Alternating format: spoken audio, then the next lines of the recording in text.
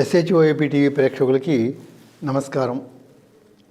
ఈ రోజున మన భారతీయ సంస్కృతిలో సమాజంలో ఎలా జీవించాలి, సమాజం పట్ల బాధ్యత ఎలా ఉండాలి అనే విషయాన్ని గురించి ఏమి చెప్పబడి ఉన్నదో మీకు నేను తెలియజేస్తాను. సమాజంలో అనేక మందిని మనం గౌరవిస్తూ ఉంటాం, వాళ్ళలో ఉండే లక్షణాన్ని బట్టి. అయితే ఈ గౌరవించడం ఎలా ఉండాలి అనేదానికి మన శాస్త్రాలు ఏం చెప్తున్నాయి? మనం గుర్తించాలన్నా, ఒక వ్యక్తిని అభిమానించాలన్నా, గౌరవించాలన్నప్పటికీ ఏదో ఒక ప్రమాణం అనేది మనం పెట్టుకోవాలన్నమాట. కొన్ని కొలమానములు పెట్టుకుని దాని ప్రకారం చేయాల్సిన అవసరం ఉంటుంది. మనకేం చెప్పారంటే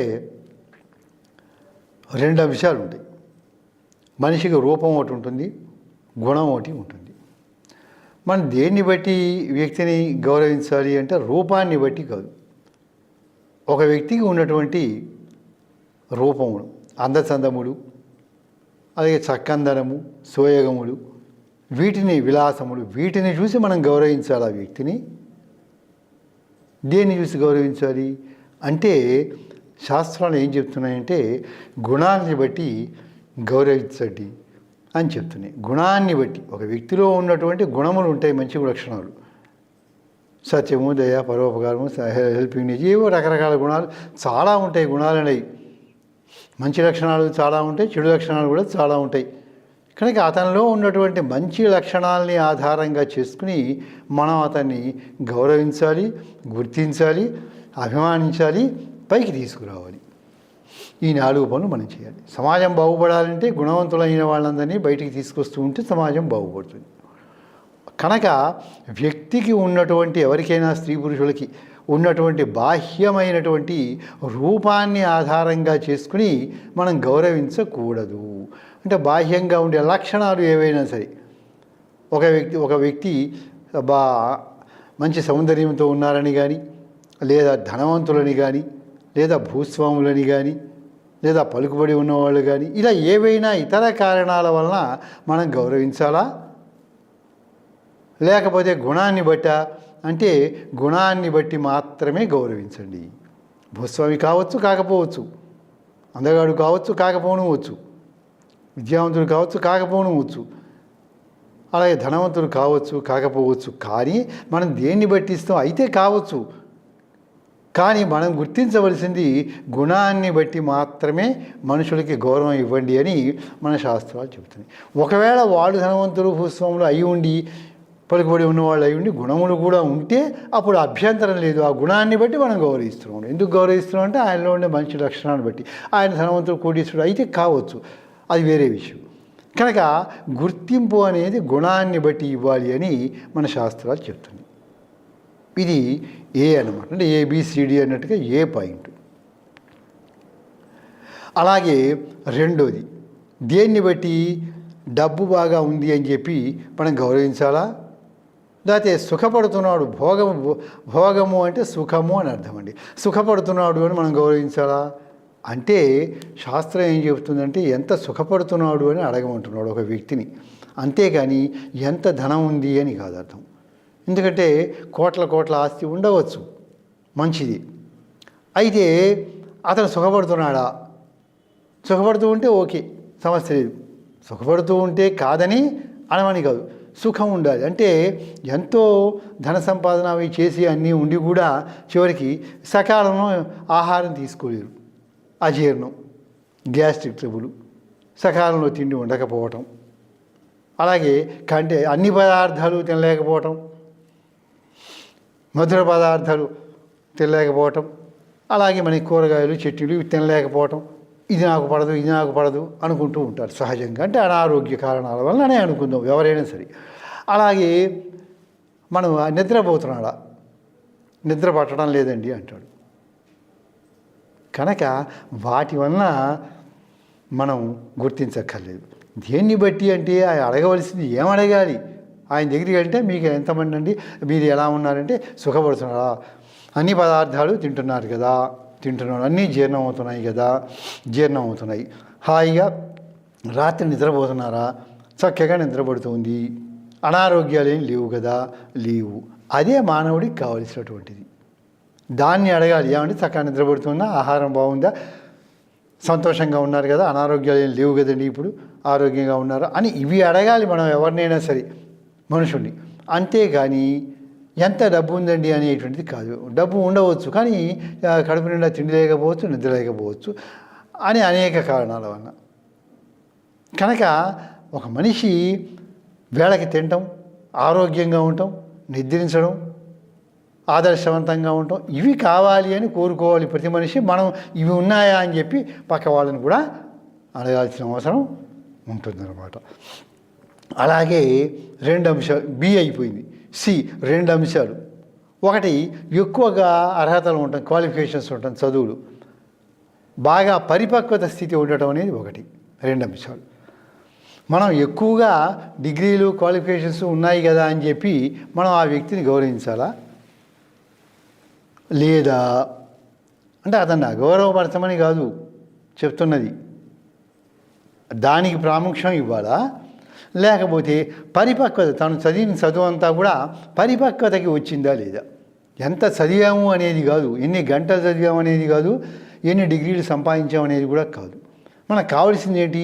చదివిన చదువు అంతా బుద్ధిలో ఉన్నదా, మీకు అర్థమైందా, జీర్ణమైందా, చక్కగా పరిపక్వ స్థితికి వచ్చిందా, చదివిన చదువు అంతా కూడా చక్కగా మీకు అరటిపండు ఒలిచినట్టుగా మీకు అవగతం అయిందా అని అడగాలి.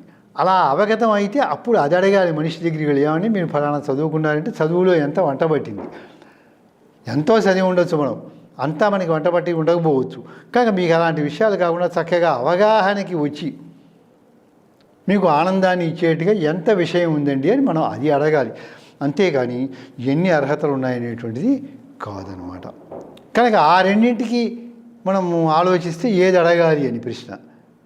అర్హతలు ఉన్నాయా అన్నప్పుడు అర్హతలు ఉంటాయి. అర్హతలు ఉండి అవగాహన లేకపోతే, సబ్జెక్టు గ్రిప్పులో లేకపోయినా, అవగాహన లేకపోయినా, ఆ విషయం మీద పరిపక్వత జ్ఞానం లేకపోయినప్పటికీ ప్రయోజనం లేదు అని ఇక్కడ చెప్తున్నాడు అనమాట. కనుక ఏమడగాలంటే ఎంత మీరు సిద్ధి పొందారు, ఎంత అర్థమైంది అని అడగమన్నాడు. ఎవరిని ఏమి అడగాలి. ఇక సి అయిపోయింది. డీకి వచ్చేసరికి ఏంటంటే మనం ఏంటి, ఒక మనిషిని గౌరవించాలంటే దేన్ని బట్టి గౌరవించాలి అంటే వర్గాన్ని బట్టి మనం గౌరవించాలా, లేకపోతే అతని యొక్క మెరిట్స్ని బట్టి, గుణాలని బట్టి, క్యారెక్టర్ని బట్టి గౌరవించాలా అనే విషయం కూడా శాస్త్రాలే చెప్పినాయి. శాస్త్రాలన్నీ కూడా వాళ్ళు చెప్పేవన్నీ క్లియర్గానే చెప్పారు. మనం తెలుసుకోవటమే తరువాయి అన్నమాట. ఒక చిన్న ఉదాహరణ నేను మీకు చెబుతాను. మహాభారతంలో అరణ్య పర్వంలో ఉండేటువంటి ఒక చిన్న ఘట్టాన్ని క్లుప్తంగా వివరిస్తానన్నమాట. పూర్వకాలంలో కౌశికుడు అనేటువంటి బ్రాహ్మణుడు ఉండేవాడు. అతను రోజు తపస్సు చేసుకునేవాడు. మధ్యాహ్నం 12 గంటలు అయిన తర్వాత నగరంలోకి వచ్చి భిక్షాటనం చేసేవాడు. కొన్ని ఇళ్ళకి వెళ్ళి చేస్తే వాళ్ళు తోచింది ఏదో కాయలు, గోర్లు, ఆహార పదార్థాలు ఇస్తే అవి తెచ్చుకుని అవి తిని మళ్ళీ తను తపస్సు చేసుకుంటూ అలా ఉండేవాడు అరణ్యంలో ఒక ముని. అయితే ఒకరోజు తపస్సు చేస్తూ ఉండగా ఏమైందంటే మధ్యాహ్న సమయంలో ఆ పైనుంచి ఒక కాకి అనేటువంటిది రెట్ట వేయటం జరిగింది. వెంటనే ఆయనకి స్పృహలో వచ్చింది. ధ్యానం మానేశాడు. వచ్చేసి వెంటనే ఆలోచించాడు. చాలా కోపం వచ్చింది. కోపం వచ్చి ఏం చేశాడంటే తీవ్రంగా చూశాడు అనమాట ఆ కాకి వంక. చూసేసరికి అది కాస్త ఈయన యొక్క తపశ్శక్తికి అది కింద పడి గిలగల కొట్టుకుని మరణించింది. తరువాత ఇక అప్పటికే ఏంటంటే బాగా ఎండెక్కిందనమాట. 12:30 1 గంట అవుతుంది. సరే ఇక ఎటు మనం వెళ్తున్నాం కదా బయటికి అని చెప్పి నగరంలోకి భిక్షాటన చేసుకుంటూ వచ్చాడు. వచ్చి ఒక ఇంటి ముందుకు వచ్చి ఒక ఇల్లాలని అడిగాడు. అమ్మ భవతి భిక్షాన్ దేహి అని అడిగాడు. ఆమె చూసింది. నేను తెస్తానుండండి పదార్థాలని చెప్పి లోపలికి వెళ్ళింది. ఇంతలో ఆమె భర్త వచ్చాడు. పెద్ద లోగిలిగా ఉంటుంది అన్నమాట, పెద్ద కుటుంబం అది. ఇంతలో వచ్చేవాళ్ళు వెళ్ళేవాళ్ళు, ఇంట్లో అనేక మంది అన్నదమ్ములు, అపజయులు, బావమరుదులు చాలామంది వస్తూ ఉంటారు, వెళ్తూ ఉంటారు. పెద్ద కుటుంబం అన్నమాట. సరే ఇంతలో భర్త వచ్చాడు. ఆమెకి రాగానే అతని కాళ్ళు కడుక్కొని నీళ్ళు ఇచ్చింది. సరైన ఆకలిగా ఉంది పాపం, ఆయన కాళ్ళు కడుక్కుని కూర్చుంటే వెంటనే అన్నం వడ్డించమంటే అన్నం వడ్డించేసింది. అన్నం పెట్టి వడ్డించి డిగ్రీ, ఇంజనీరింగ్, పీజీ పూర్తి చేసి కూడా ఉద్యోగాలు లేకుండా నిరాశగా ఉన్నారా? బ్యాంకు ఉద్యోగాలైతే బాగుంటాయి కానీ పోటీ పరీక్షల శిక్షణా సంస్థల్లో ఫీజు మీకు భారంగా అనిపిస్తుందా? అయితే ఆలస్యం ఎందుకు? మన వెనిగండ్ల ప్రక్కనే ఉన్న కౌండిన్యపురంలోని కౌండిన్య ఐఏఎస్ అకాడమీలో హైదరాబాద్ నుండి అత్యున్నతమైన ఫ్యాకల్టీతో ఆర్థిక భారం మోయలేని వారికి సేవాభావంతో లాభాపేక్ష లేకుండా కేవలం మంచి ఫ్యాకల్టీతో అతి తక్కువ ఫీజుతో నిర్వహించబడుతున్న మన ఐఏఎస్ అకాడమీలో చేరండి, చేర్పించండి, ఉద్యోగం సాధించండి. వివరాలకు doctor EV Narayana, retired principal, TGPS college, Guntur, founder and chairman cum managing trustee, Guntur, Andhra Pradesh. Cell number 9966112933.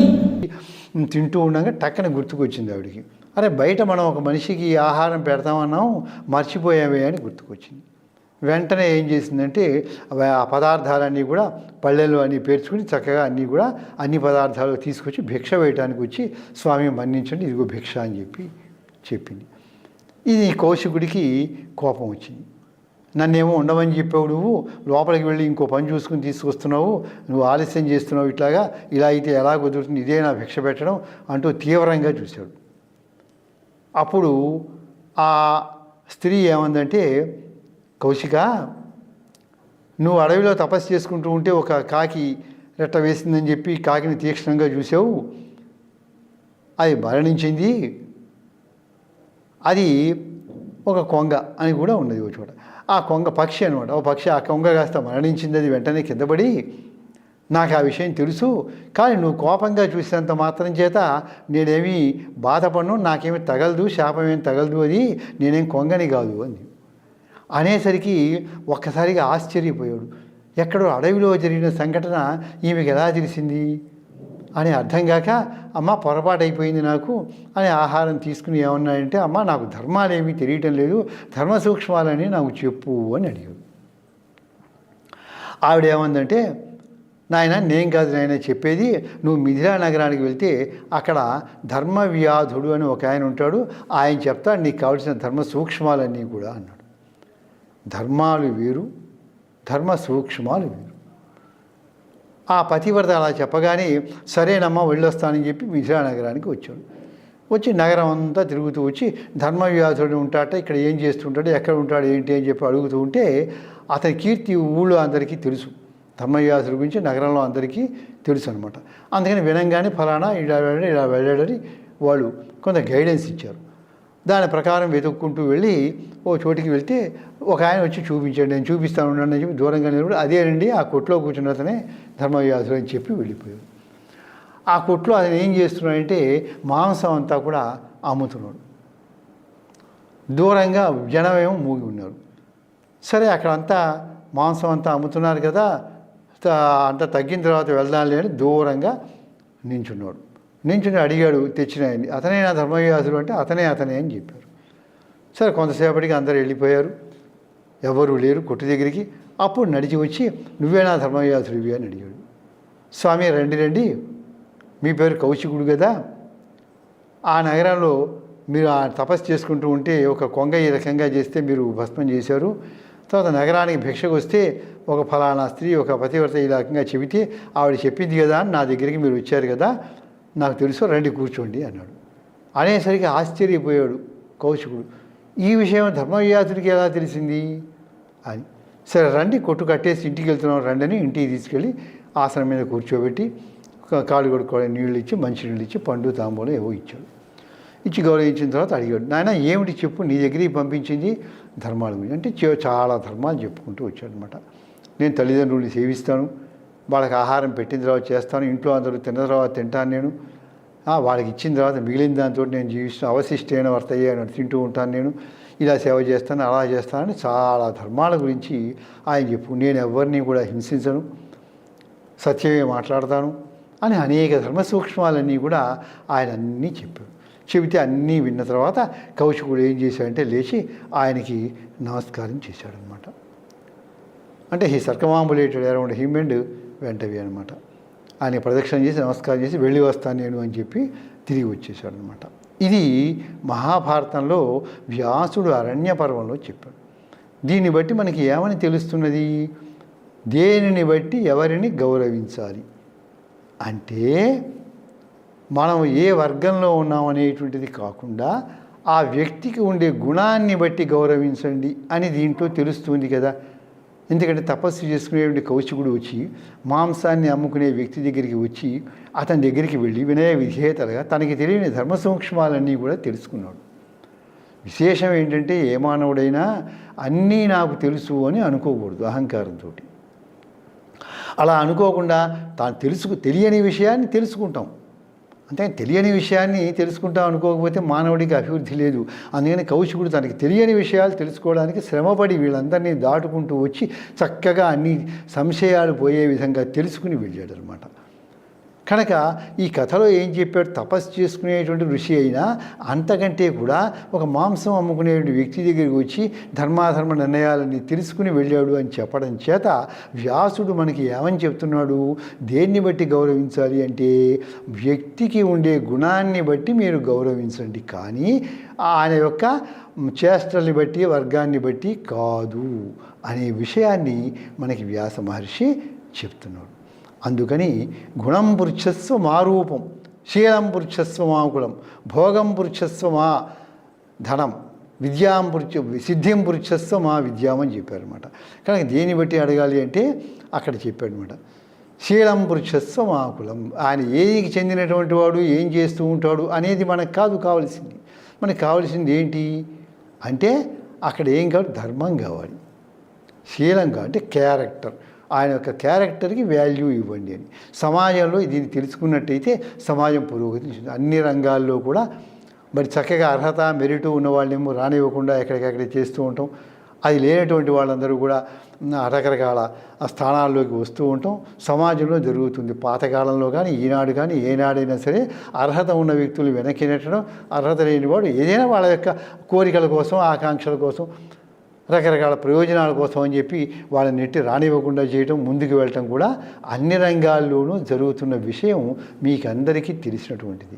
కనుక ఇప్పుడు ఈ సూక్తిని ఆధారంగా చేసుకుని ప్రజలందరం కూడా, మనం అందరం కూడా వాళ్ళకి ఉండేటువంటి మంచి లక్షణాలని బట్టి మాత్రమే గుర్తించి గౌరవించి వాళ్ళని అధికారంలోకి తీసుకొచ్చి వాళ్ళకి మంచి పనులు చేయడానికి అప్పగించి చేస్తే సమాజం చక్కగా బాగుపడుతుంది అనే సందేశాన్ని మన గ్రంథాలు, మన వాంగ్మయం మనకి అందిస్తుంది అనే విషయాన్ని మీకు చెప్తున్నాను. స్వస్తి.